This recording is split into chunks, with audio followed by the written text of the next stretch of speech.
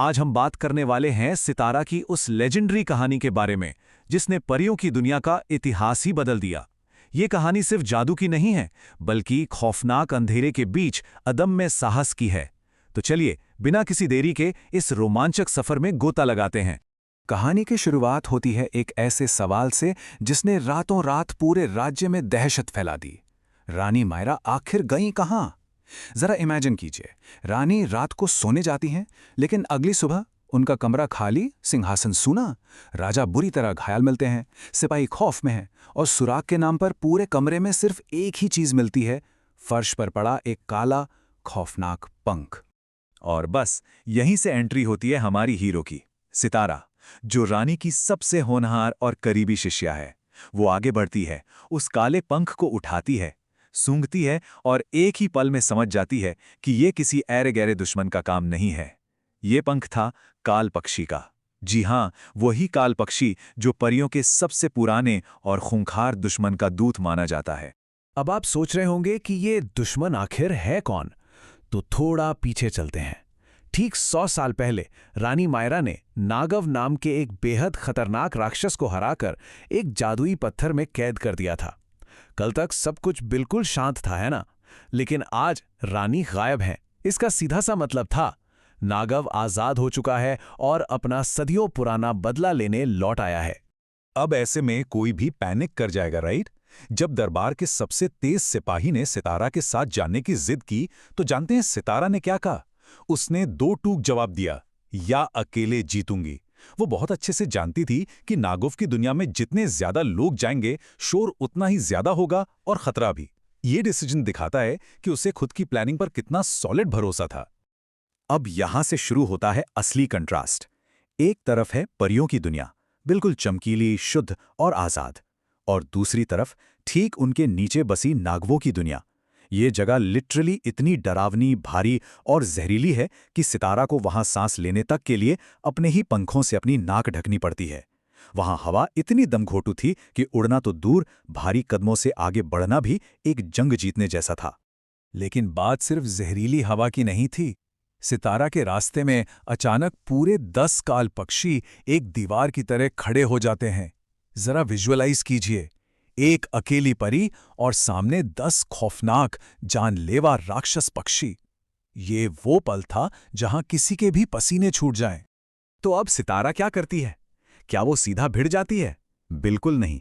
यहां वो इस्तेमाल करती है अपना प्रेजेंस ऑफ माइंड। वो तुरंत चुपचाप जमीन पर उतरती है, एक पत्थर उठाती है और उसे पूरी ताकत से दूर फेंक देती है। पत्थर के गिरने की तेज आवाज सुनते ही सारे काल पक्षी उस तरफ मुड़ जाते हैं और सितारा एकदम शांति से, बिना किसी की नजर में आए, वहां से निकल जाती है। कितनी स्मार्ट मूव थी ना ये? पर नागव की दुनिया में खतरे इतने जल्दी कहां खत्म होते हैं।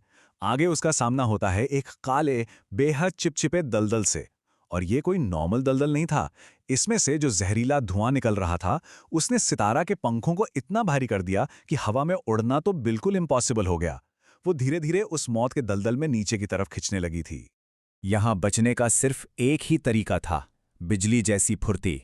सितारा ने सबसे पहले किनारे पर पड़े बड़े पत्थरों को स्पॉट किया। फिर बिना एक भी पल गवाए वो एक पत्थर से दूसरे पत्थर पर छलांग लगाने लगी और फाइनली उस जहरीले धुएं को चीरते हुए उसने उस डूबते दलदल को पूरी तरह से पार कर ही लिया। मतलब क्या गजब की एनर्जी थी उस मोमेंट में। इन सारी जानलेवा रुकावटों को पार करने के बाद वो फाइनली पहुंचती है कहानी के मुख्य पड़ाव तक, नागवों का विशाल काला महल। पता है, उस महल की दीवारें कोई आम दीवारें नहीं थीं। उन पर उन परिया की परछाइयां कैद थीं, जिन्हें नागवों ने दशकों से तड़पाया था। ये नजारा किसी को भी अंदर तक डरा सकता था, लेकिन सितारा निडर होकर सीधा अंदर घुस जाती है। महल के अंदर नागव उसका इंतजार ही कर रहा था और यहां भी उसे 10 का ही आंकड़ा मिलता है, लेकिन इस बार पक्षियों के लिए नहीं, बल्कि नागों की 10 विशाल भुजाओं के लिए। हर एक हाथ में एक खतरनाक हथियार। उसकी पीली आंखें सितारा को घूरती हैं और वो उस नन्ही परी को देखकर इतनी जोर से हंसता है कि लिटरली पूरा महल हिलने लगता है। लेकिन हमारी हीरो भी कहां डरने वाली थी। वो एकदम बेखौफ होकर नागोव की आंखों में देखती और कहती है, लड़ने नहीं आई हूं, अपनी रानी को लेने आई हूं। ये सीधा उसके अहंकार पर चोट थी। नागोव चिल्लाकर कहता है कि ये उसकी 100 साल की कैद का बदला है। पर सितारा उसे याद दिलाती है कि रानी ने कोई बदला नहीं लिया था, बल्कि उसे उसके कुकर्मों की सजा दी थी। बस फिर क्या था, बातों का वक्त खत्म और भयानक टकराव शुरू। नागो अपनी एक विशाल भुजा से सितारा पर जानलेवा वार करता है, लेकिन सितारा वो इतनी तेजी से हवा में छलांग लगाती है कि नागो का हाथ सिर्फ हवा को चीर कर रह जाता है। वार से बचकर सितारा महल के उन कांपते हुए गलियारों में तेजी से दौड़ पड़ती है और पीछे पीछे भारी कदमों से नागो। महल के कमरों और दरवाजों की उस भूल भुलैया में दौड़ते हुए अचानक सितारों को एक बंद दरवाजे के पीछे से एक तेज रोशनी दिखाई देती है। वो पूरी ताकत से दरवाजा तोड़ देती है और अंदर का नजारा देखकर रुक जाती है। रानी मायरा वही थी, रस्सियों में बंधी हुई, बहुत थकी हुई, लेकिन उनकी आंखों में वो जो पुरानी चमक और तेजी थी ना, वो अब भी बिल्कुल वैसी ही थी। सितारा तुरंत भागकर रानी के बंधन खोलती है, पर रानी उसे वार्न करती हैं कि जब तक नागव को हराया नहीं जाएगा वो बार बार आएगा। और यहीं पर आता है इस कहानी का सबसे बड़ा ट्विस्ट, अंतिम हथियार।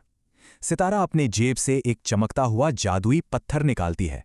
आपको याद है, ये बिल्कुल वही पत्थर है जिसे रानी मायरा ने 100 साल पहले बनाया था और जिसमें नागव कैद था। सितारा कितनी चतुराई से उसे दरबार से अपने साथ ले आई थी। इसी बीच नागव उस कमरे के दरवाजे तक पहुंच जाता है। सितारा एक पल भी वेस्ट नहीं करती, वो उस जादुई पत्थर को जोर से जमीन पर पटक देती है। पत्थर के टूटते ही एक ऐसा अंधा कर देने वाला धमाका होता है कि नागव की आंखें पूरी तरह से चौंधिया जाती हैं और वो भयानक दर्द से चीख उठता है। और इस पल का पूरा फायदा उठाती हैं रानी मायरा। ये उनका मास्टर स्ट्रोक था। वो उस शुद्ध तेज रोशनी को अपने हाथों में समेट लेती हैं और पूरी ताकत से नागव की तरफ फेंक देती हैं। रोशनी सीधा नागव से जाकर टकराती है और वो पूरी तरह से उस असीम चमक के अंदर समा जाता है। एक बेहद तेज धमाका होता है। उस भयानक धमाके के बाद एकदम सन्नाटा छा जाता है। नागवाव के अंत के साथ ही उसके उस डरावने महल की दीवारें भरभरा कर गिरने लगती हैं। जो परछाइयां दशकों से दीवारों पर कैद थीं, वो हमेशा के लिए आजाद हो जाती हैं। सितारा तेजी से अपनी रानी का हाथ थामती है और दोनों उस ढहते हुए महल से सुरक्षित बाहर निकलकर उड़ चलती हैं। परियों की दुनिया में उनकी वापसी किसी उत्सव से कम नहीं थी। पूरा दरबार सांसें रोके बस उनका ही इंतजार कर रहा था। जैसे ही वे वापस पहुंचते हैं, घायल राजा की आंखों में खुशी के आंसू छलक पड़ते हैं। सब के सब एकदम अवाक थे अपनी रानी को देखकर और उस अकेली बहादुर हीरो को देखकर, जिसने लिटरली एक नामुमकिन से दिखने वाले मिशन को मुमकिन कर दिखाया था। दरबार के बीचों बीच रानी मायरा सितारा की तरफ देखती है। वो बहुत इमोशनल पल था। रानी उसे याद दिलाती हैं कि वो इस खतरे में बिल्कुल अकेली गई थी। तब सितारा मुस्कुराकर रानी को उनकी ही एक पुरानी भविष्यवाणी याद दिलाती है। आपने ही तो कहा था एक दिन मैं सबसे ऊंची उड़ान भरूंगी। और सच में वो उड़ान सिर्फ आसमान की नहीं थी, बल्कि साहस, वफादारी और अपने फर्ज की सबसे ऊंची उड़ान थी। उस दिन के बाद सितारा का नाम इतिहास के पन्नों में हमेशा के लिए सुनहरे अक्षरों में दर्ज हो गया। लेकिन पता है दिलचस्प बात क्या है? सितारा को इस शोहरत या पुरानी फेम से कोई खास लेना देना नहीं था। उसकी नज़रों में ये सिर्फ उसका काम था और काम खत्म होने के बाद रुक जाना उसकी फितरत नहीं थी। और हमारी आज की ये कहानी इस बेहद प्रेरणादायक विचार के साथ खत्म होती है। आसमान इंतजार नहीं करता। इतनी बड़ी ऐतिहासिक जीत के बावजूद अगले ही दिन सितारा फिर से एक नई उड़ान पर निकल पड़ी, क्योंकि सफलता पाकर रुकने के बजाय लगातार आगे बढ़ते रहना ही असली मंजिल है। तो सोचिए, क्या हमारी जिंदगी में भी हर जीत सिर्फ एक नई उड़ान की शुरुआत नहीं होती?